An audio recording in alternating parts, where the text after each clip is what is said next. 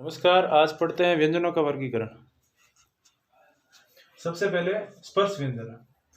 तो देखिए, जिन व्यंजनों के उच्चारण में मुख के अवयव यानी मुख के अंदर के जो अंग होते हैं, जीभ और किसी अन्य अंग जैसे तालु भी हो सकता है, मूर्धा भी हो सकता है, दांत भी हो सकते हैं, दो मुखावयवों के छूने से वह वापस दूर हट जाने से जो ध्वनि या जो व्यंजन उच्चारित होता है उन्हें स्पर्श व्यंजन कहते हैं। इसको सरल रूप में ऐसे लिख सकते हैं, दो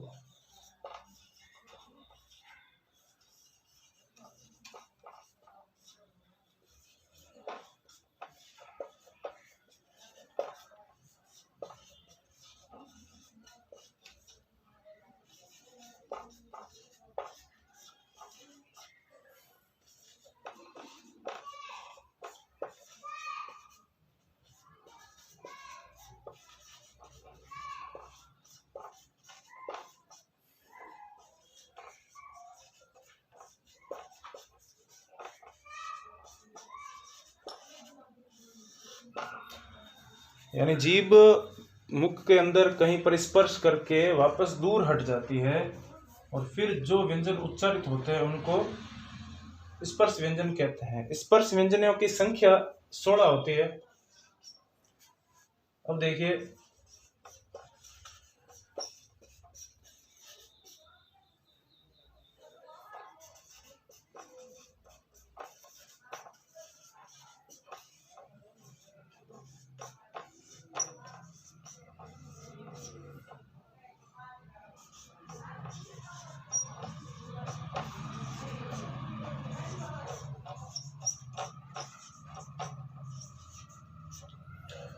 क ख ग घ, ट ठ ड ढ, त थ द ध और प फ ब भ, ये 16 व्यंजन स्पर्श व्यंजन कहलाते हैं।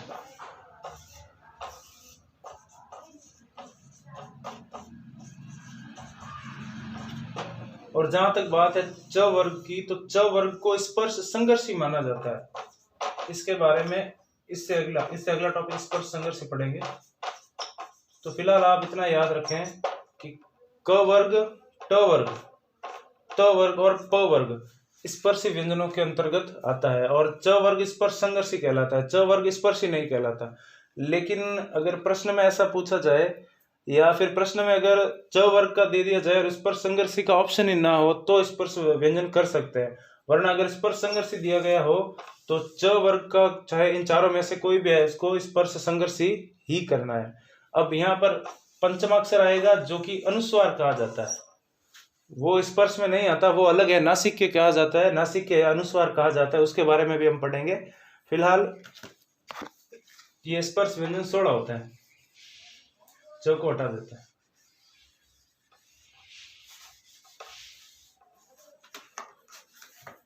क वर्ग, ट वर्ग, त वर्ग और प वर्ग, ये होते हैं स्पर्श, क्योंकि इनके उच्चारण में जीभ हमारे मुख के अंदर कहीं पर स्पर्श करके अचानक से वापस दूर हट जाती है। ना तो जीभ ना तो वायु संघर्ष करते हुए निकलती है, ना जीभ रगड़ खाते हुए निकलती है, सीधा स्पर्श की ओर दूर हट जाती है। क और ख को बोलने से हमें ये पता चल जाएगा।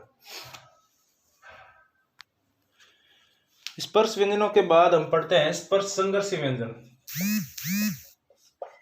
स्पर्श संघर्षी,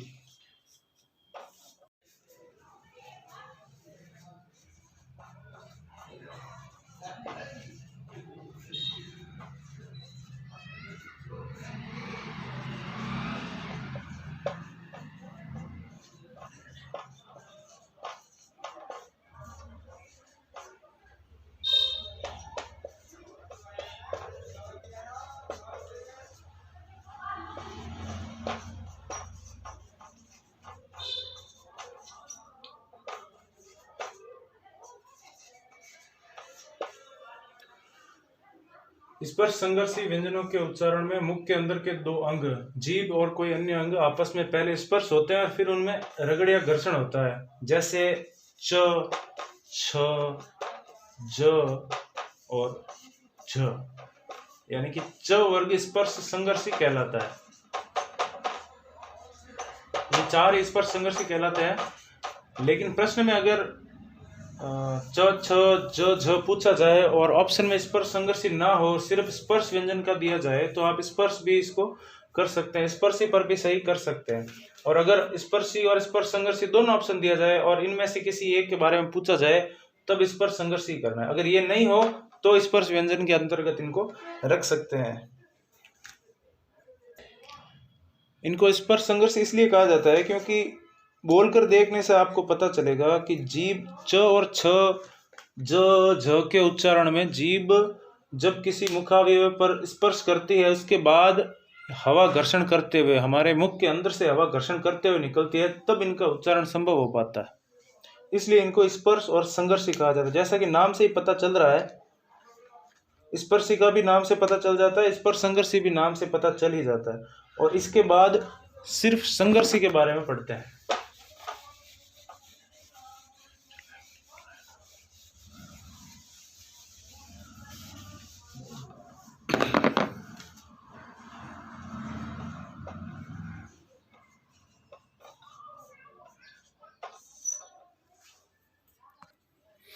इनके उच्चारण में मुखावयव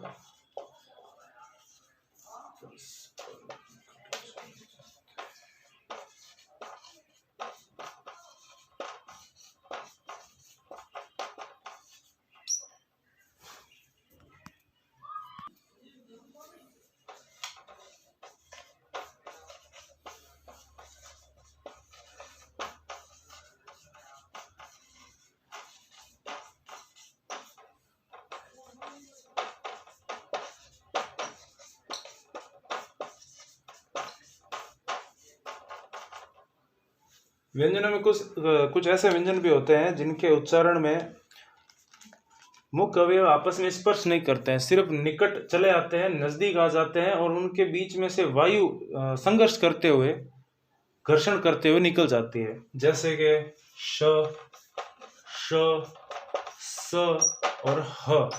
इनके उच्चारण में जीभ हमारे किसी भी मुख्य अंग या अवयव पर स्पर्श नहीं करती, उनके दोनों के मध्य में से हवा निकल जाती है। जीभ और मुख के किसी अवयव के बीच में से सिर्फ हवा का ही संघर्ष होता है, इसके कारण इनको संघर्षी कहा जाता है। जैसे आप अब श को बोलेंगे तो जीभ हमारे तालु पर स्पर्श नहीं करेगी, तालु और जीभ के बीच में से हवा का घर्षण होगा। उसको बोलने से देखिए आपको खुद को पता चल जाएगा। उसी तरह ये श, स और ह, इनके उच्चारण में जीभ कहीं पर स्पर्श करती नहीं है, इसलिए इनको संघर्षी कहा जाता है। और इसके अलावा जो अरबी फारसी के आगम वर्ण जो हैं कुछ, ये ख नहीं ख, ये बिंदु जिसे नुक्ता कहा जाता है, ये लगने के बाद इसका उच्चारण थोड़ा सा हिंदी से अलग हो जाता है। ग, ज और फ। जैसे एक शब्द है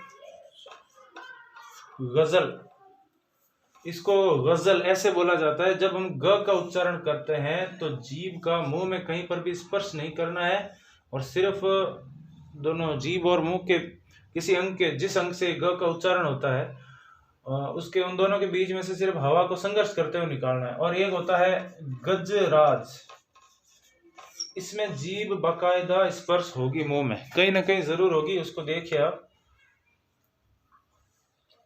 और इसके अलावा एक शब्द होता है जिला, जुल्म। हाँ, ये दोनों संघर्षी हो गए क्योंकि इनके नीचे में सॉरी, इनके नीचे ये नुक्ता लगा हुआ है, इसलिए ये संघर्षी बोले जाएंगे। जिला, जुल्म।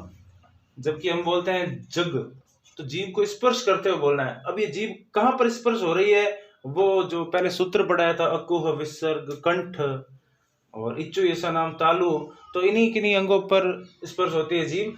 जबकि जब इनको बोलते हैं तब जीभ स्पर्श नहीं होती, मुख के उस अंग, या तालु हो सकता है या वर्त से हो सकता है, दांत हो सकता है, इनको जीभ टच नहीं करती, इन दोनों के बीच में से हवा संघर्ष करते हुए निकलती है, इनको संघर्षी, इसलिए इनको संघर्षी कहा जाता है।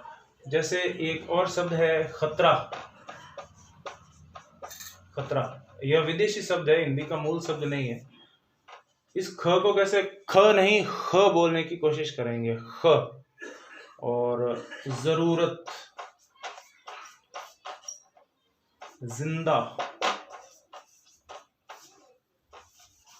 फर्क।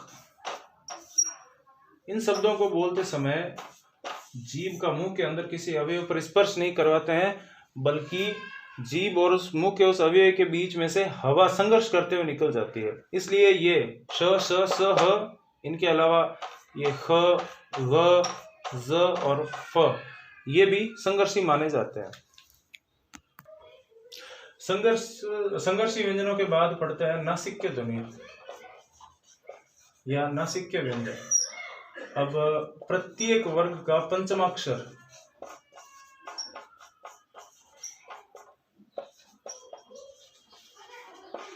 पंचमाक्षर कौन कौन से होते हैं आपको पता ही है।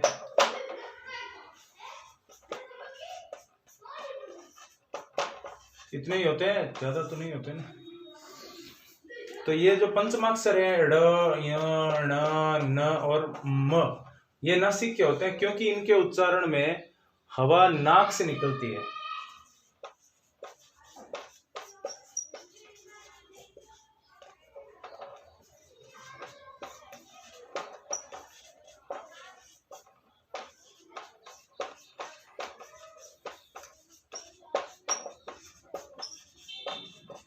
नासिका से निकलती है और इन्हें अनुस्वार भी कहा जाता है।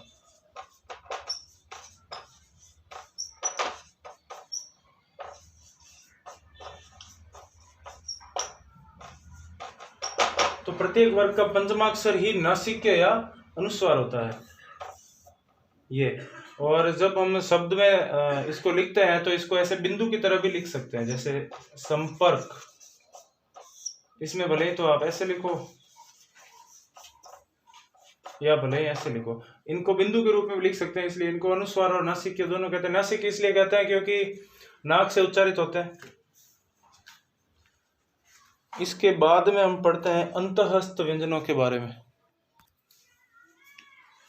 अंतःस्थ व्यंजन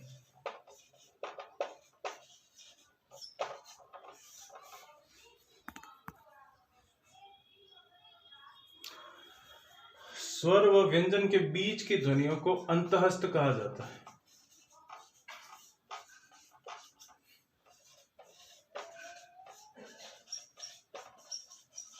बीच की ध्वनियां मतलब ये ध्वनियां ना तो स्वर है, ना पूर्ण रूप से स्वर है, ना पूर्ण रूप से व्यंजन है। और 4 व्यंजन अंतःस्थ व्यंजनों के अंतर्गत आते हैं, य, र, ल और व। इनको ऐसे पढ़ा जाता है लेकिन उत्पत्ति के आधार पर ऐसा है, य,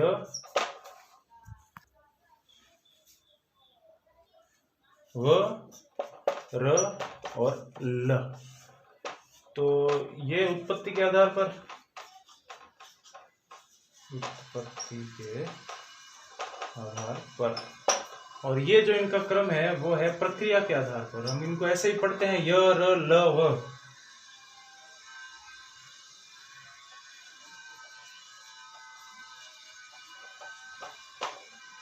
तो ये य और व, जब हम गुण संधि पढ़ते हैं तो देखते हैं कि ई प्लस अन्य असमान कोई भी स्वर मिलाकर य बनता है, और उ प्लस अन्य कोई भी अन्य स्वर, असमान स्वर मिलकर व का निर्माण करता है। तो ये ई य का और उ व का प्रतिनिधित्व करते हैं, इसलिए इनको अर्ध स्वर भी कहा जाता है।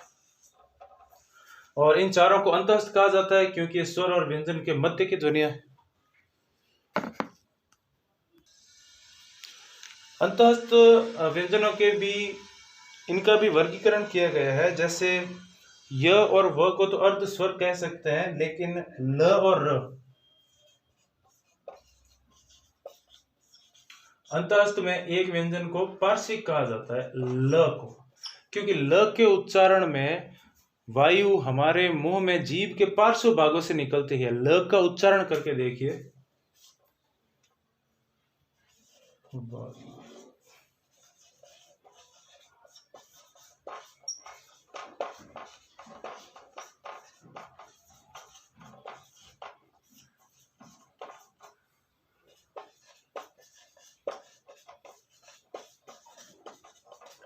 हमारी जीभ ऊपर तालु पर टच हुई रहती है और उसके दोनों पार्श्वों से बैक साइड से हवा निकलती है, तब ल का उच्चारण होता है, इसलिए ल को पार्श्विक कहा जाता है।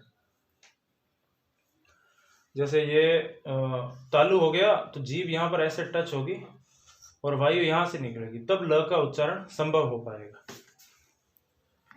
पहाड़ वहाड़ बन गए अच्छे।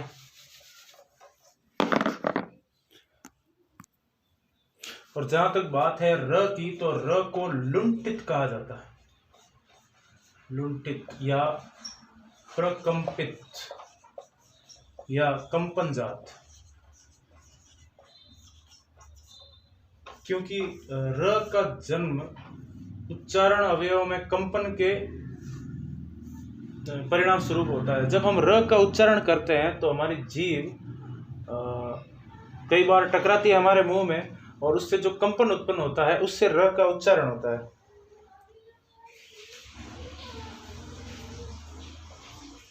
जीभ का अगला हिस्सा, अगला भाग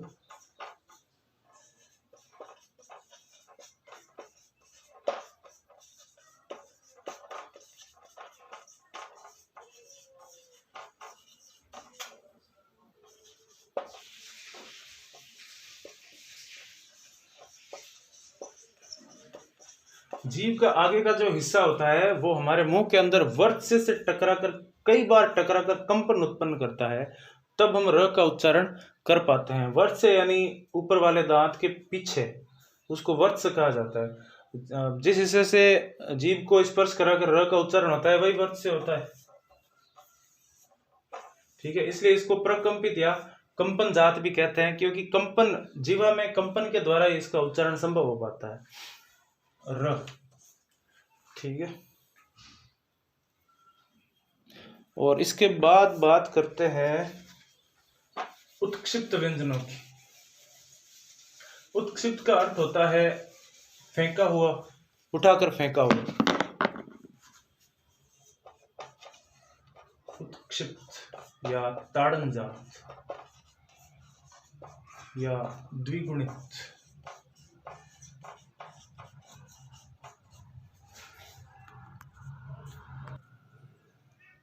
या इसका एक और नाम प्रचलित है द्विस्पृष्ट।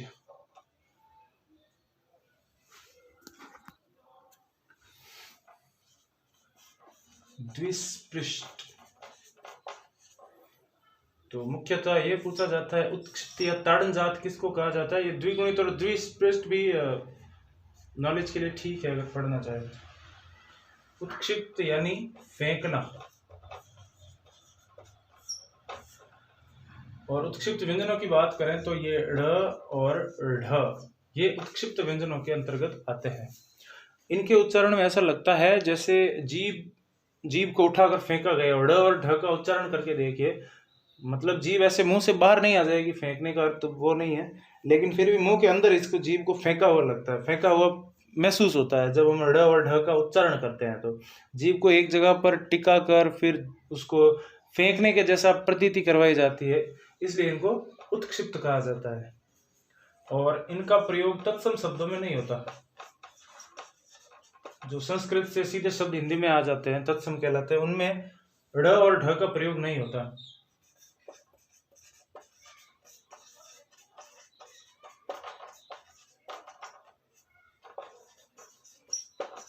नहीं होता। और एक बात, इनका प्रयोग किसी शब्द के शुरू में भी नहीं होता, ज्यादातर शब्दों में नहीं होता। कुछ एक अपवाद हो सकते हैं लेकिन ज्यादातर नहीं होता। जैसे डमरू, डमरू में ये सीधा वाला ड आएगा, ना कि ड, ऐसा नहीं आएगा। जबकि सड़क, सड़क में इसके नीचे बिंदी लगा सकते हैं। ये पंचमाक्षर नहीं है, पंचमाक्षर को ऐसे लिखा जाता है। क के बाद जो पंचमाक्षर आता है क वर्ग में, वो ऐसे लिखा जाता है, जबकि ये उत्क्षिप्त ऐसे लिखा जाता है और ड ऐसे लिखा जाता है। इन तीनों में अंतर है। एक में बिंदी नीचे लगती है, इसमें बिंदी आगे लगती है, इसमें बिंदी ही नहीं लगती। ये किसी शब्द के शुरू में प्रयोग में आ सकता है, इसको शब्द के बीच में ही लिखते हैं ज्यादातर। जैसे ढक्कन लिख दिया, ढक्कन में यहाँ पर नीचे बिंदी नहीं आएगी। इसके अलावा जब हम मेढक लिखते हैं तो बिंदी लगा सकते हैं, क्योंकि ये शब्द के बीच में आया हुआ है, जबकि शब्द के शुरुआत में ये नहीं लगेगा।